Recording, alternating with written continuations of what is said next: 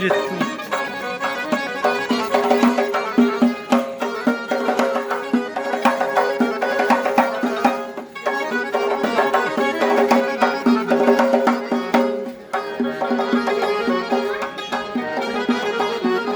Dostlar bir dilberi canı cahanım var benim.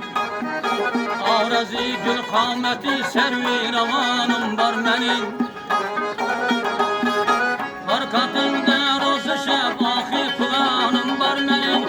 Ah kim aşıktı haline tavanım var benim.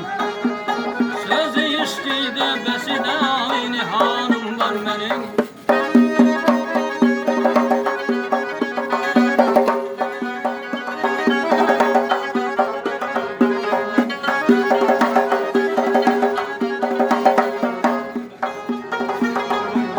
Harpiya bakkan da canımla otlarını sanar.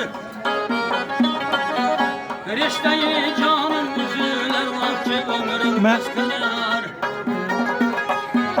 Takati severim tügerer mantanar köngülüm kanar. İş verer zahir kalır aldattı canım ne olur. Ne zalim dilberi namini bağlım var benim.